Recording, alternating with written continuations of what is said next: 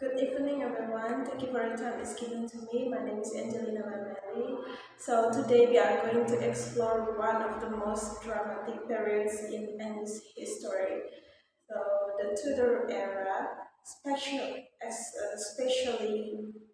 the religious revolutions sparked by Henry VIII and the throne of England under Queen Elizabeth I.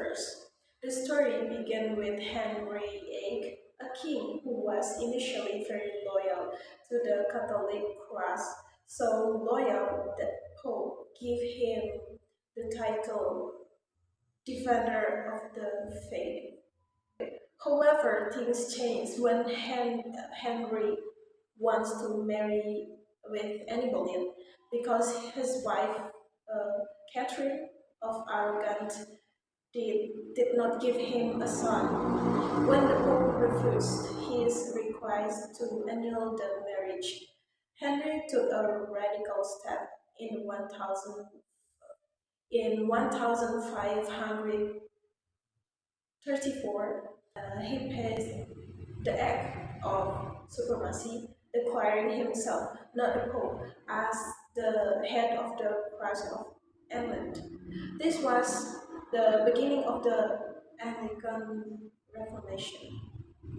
Henry's actions changed not only religions but also politics and society.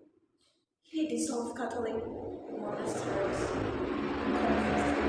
confiscated press property, and strengthened monarchical power. However, his legacy was complicated. He married 6 times, leaving behind 3 children of different faith. Edward VI is Protestant, Mary first is Catholic, and Elizabeth first is moderate Protestant, which fluid religious tensions in Ireland. So when Elizabeth first came to the thrones in 1558, she inherited a divided country. With her middle-wife policy, she created a less radical Anglican cross, using the Book of Common Prayer to unite the people. Okay, under his rule, England entered a golden age. It faced a great threat from Spain, but in 1588, England, with the help of its navy and with, with her destroyed the Spanish Armada, establishing itself as a new sea power. Elizabeth's era was also a culture golden age with future like Shakespeare and explorer like Sir Francis Drake. Okay, so in his 15 short years, we see how Henry VIII sparked a religious revolution that changed England forever, while Elizabeth I brought stability, military glory, and a culture legacy that made England one of the most powerful empires in the world. And this is the era in which modern England was truly born.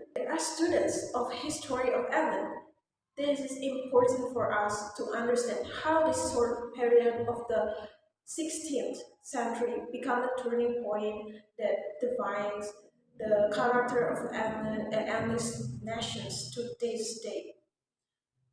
On the grand map of English history, the Tudor era emerged after the chaos of the Wars of the Roses, representing the transition from medieval England to modern England. Okay, it is here that we see how the decisions of monarchs can change the course of a nation's history.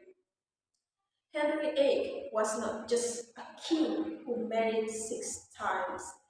In the study of English history, we was the main actor who moved the axis of the power from Rome to London. However, as we often find in endless history, every revolution brings reactions. After heavy ache, Edmund experienced a dramatic pendulum of power. Edward VI broke radical Protestantism. Mary first tried for violent Catholic uh, restoration until Elizabeth first finally found a middle ground. Okay, so the conflict, when we study the Tudor era in the context of British history, we are actually seeing the breadth of modern Britain as a case study of how religions, politics, and the personality of the leader can shape the fate of a nation. This is what makes the period so important and interesting for us to study together. So I think that's all for me, and thank you.